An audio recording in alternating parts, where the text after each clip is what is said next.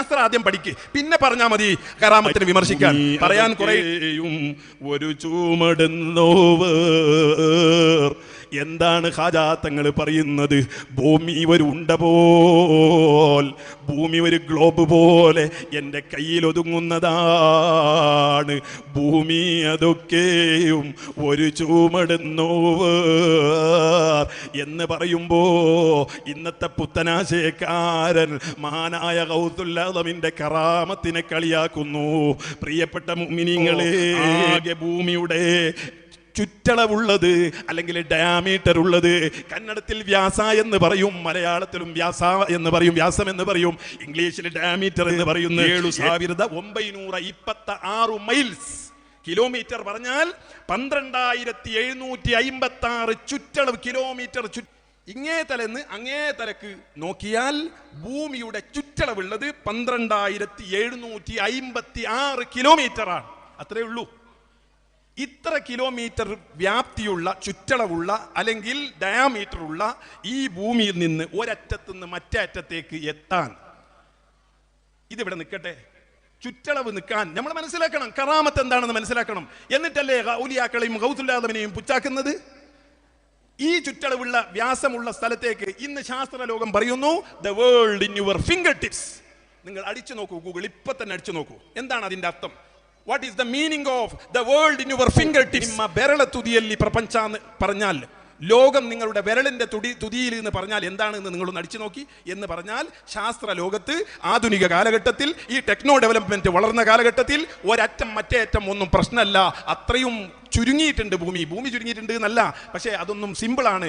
എവിടത്തേക്കും നമുക്ക് കമ്മ്യൂണിക്കേറ്റ് ചെയ്യാം. അമേരിക്കയിലുള്ളവനോ അല്ലെങ്കിൽ മറ്റുള്ള കൺട്രികൾ ആഫ്രിക്കയിൽ ഉള്ളവനുമായി സെക്കൻഡ് നേരത്തെ നമുക്ക് സംസാരിക്കാനും അവനെ കാണാനും കഴിയും. നിങ്ങൾ നോക്കൂ, ഇവിടെ സൂര്യനിൽ നിന്ന് നമ്മുടെ ഭൂമിയിലേക്ക് ഒരു പ്രകാശം എത്താനുള്ള സമയം എത്രയാ? സൂര്യന്റെ പ്രകാശം ഭൂമിയിലേക്ക് എത്തുന്നുണ്ട് by second, micro second by micro second, nano second by nano second ആയിട്ട് പ്രകാശം എത്തുന്നു. അങ്ങനെയാണ് നമുക്ക് ഇവിടെ പ്രകാശം കിട്ടുന്നത്. എപ്പോഴാണ് പ്രകാശം അവിടെ നിന്ന് തുടങ്ങുന്നത് എന്നറിയോ? 8 മിനിറ്റ് കഴിഞ്ഞിട്ടാണ് സൂര്യന്റെ പ്രകാശം ഭൂമിയിലേക്ക് എത്തുന്നത്. 8 മിനിറ്റ് കഴിഞ്ഞിട്ട്. നിങ്ങൾ മനസ്സിലാക്കണം, ഈ 8 മിനിറ്റ് കഴിഞ്ഞിട്ട് ഭൂമിയിലേക്ക് എത്തുന്ന പ്രകാശം, ആ പ്രകാശം എത്ര സ്പീഡിൽ സഞ്ചരിക്കുന്നറിയോ? സയൻസ് പഠിച്ച കുട്ടികളോട് ചോദിച്ചു. ഒരു സെക്കൻഡിന് 3 ലക്ഷം സംതിങ് കിലോമീറ്റർ ഫാസ്റ്റാണ്. ഒരു സെക്കൻഡിൽ തന്നെ 3 ലക്ഷം സംതിങ് കിലോമീറ്റർ ഫാസ്റ്റ് ഉള്ള പ്രകാശം നമ്മുടെ ഭൂമിയിലേക്ക് എത്തുമ്പോൾ 8 മിനിറ്റ് ആകുന്നുണ്ടെങ്കിൽ 1 മിനിറ്റിൽ എത്ര സെക്കൻഡ് ഉണ്ട്? അതുപോലെ 8 മിനിറ്റിൽ എത്ര സമയം എടുക്കുന്നുണ്ട്? എത്ര ലക്ഷങ്ങൾ കഴിഞ്ഞു, എത്ര ബില്യൺ വേഗത്തിലാണ് പ്രകാശം നിങ്ങളിലേക്ക് എത്തുന്നത്? ഇതൊന്നും കറാമത്തിന്റെ അല്ല, ഇത് സർവ്വസാധാരണ സയൻസ് സമ്മതിക്കുന്ന വിഷയമാണ്. അങ്ങനെയുള്ള പ്രകാശം 3 ലക്ഷം കിലോമീറ്റർ ഫാസ്റ്റിൽ സംതിങ് കിലോമീറ്ററിൽ ഒരു സെക്കൻഡിൽ എത്തുമെങ്കിൽ കറാമത്തില്ലാത്തതാണത്. കറാമത്ത് എന്ന് പറഞ്ഞാൽ പതിവിനെതിരായതാണ്.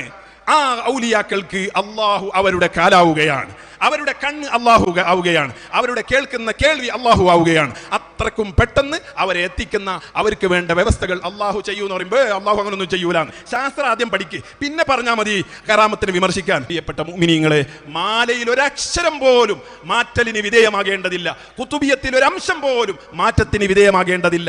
മടങ്ങൂ കുത്തുബിയത്തിലേക്ക്, മടങ്ങൂ മാലയിലേക്ക്.